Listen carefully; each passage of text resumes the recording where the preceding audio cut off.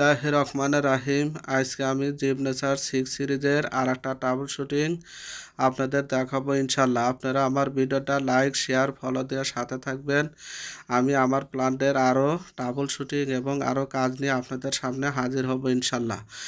আজকে ট্রাবল শুটিংটা হলো আমাদের ইঞ্জিনে দুইটা আলামের ইঞ্জিন টিপ করছে, ignition trigger pick up missing, আর একটা অ্যালার্ম হলে ফেইল সেফ লুপ ট্রিপ।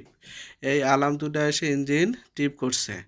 এই অ্যালার্ম আসলে আমরা ইঞ্জিনের কি চেক করব। প্রথমে আমরা চেক করব আমাদের এই ইঞ্জিনে ট্রিগার পিক আপ এবং রিসেট পিক আপ দুটা পিক আপ পাশাপাশি লাগানো আছে। এই পিক আপ দুটা চেক দেবো। এই পিক আপের মাথায় যদি ময়লা অথবা ড্যামেজ হয় তাহলে এই অ্যালার্ম এসে ইঞ্জিন ট্রিপ করবে।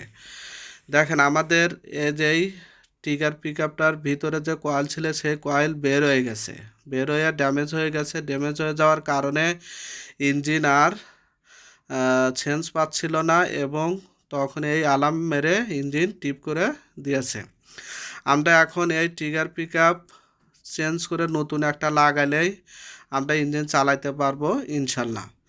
আমাদের এই পিক আপগুলোর ভিতরে একটা কয়েল থাকে, একদম চিকন চিকন তারের কয়েল। এই কয়েল বের হয়ে গেলে অথবা এর মাথায় ময়লা জমলে অ্যালার্ম আসে। দেখেন এই যে দুটা পিক আপ পাশাপাশি, প্রথম ওটা ফ্লাই হুইলের সাথে লাগানো ট্রিগার পিক আপ, আর রিসেট পিক আপটা ফ্লাই হুইলের গিয়ার থেকে একটু বাহিরে। এই রিসেট পিক আপটা চেঞ্জ না হলে ফ্লাই হুইলের গিয়ার থেকে একটু 1 ইঞ্চি বাইরের সাইডে একটা বোর লাগানো আছে। দেখেন ও যে তীর চিহ্নতে দেখা যাচ্ছে এটা একটা অ্যালিঙ্গি বোর্ড লাগানো আছে। এটা দিয়ে রিসেট পিক আপটা সিগন্যাল নেয়। ইঞ্জিনের কোন সিলিন্ডার কখন ফায়ারিং করবে সেইটা সিগন্যাল দেয় এলে trigger pick up. Trigger pick up এই সিগন্যালে ইগনিশন বক্সে দেয়। ইগনিশন বক্স থেকে আবার কোন সিলিন্ডার কখন ফায়ারিং করবে সেই অনুযায়ী ইগনিশন কয়েলে সিগন্যাল দেয়। দেখেন আমরা এই ট্রিগার পিক আপটা এখন লাগাচ্ছি। ট্রিগার পিক আপ লাগানোর সিস্টেম হলো আপনি পুরোপুরি থ্রেড ভিতরে ঢুকাইয়া তারপরে মার্কিং পেন দিয়ে যেভাবে দাগ দিবেন, দাগ দিয়ে আবার উল্টো এক প্যাচ ঘুরালেই 1 mm ফ্লাই হুইল এবং পিক আপ থেকে গ্যাপ থাকবে। Reset pick up trigger pick up সব ধরনের পিক আপই 1 mm গ্যাপ রাখলেই হয় অথবা 0.8 mm গ্যাপ রাখলেই হয়। আমি 0.8 mm গ্যাপ রাখলাম, আপনারা এভাবে রাখতে পারবেন। তারপরে এভাবে এক প্যাচ ব্যাগে দিয়ে জামনাটটা ভালো করে টাইট দিয়ে লাগা দিলেই পিক আপ শক্ত হয়ে যাবে এবং আর নড়াচড়া করবে না। দেখেন আমি 19 mm স্প্যানার দিয়ে এটা টাইট দিয়ে দিলাম। টাইট দেওয়ার পরে আমি ইলেকট্রিক্যাল কানেকশনটা দিয়ে দেব, তাই হয়ে যাবে। দেখেন আমি এখন ইলেকট্রিক্যাল কানেকশনটা দিয়ে দিচ্ছি। ইলেকট্রিক্যাল কানেকশনটা দেওয়া হলেই ওকে।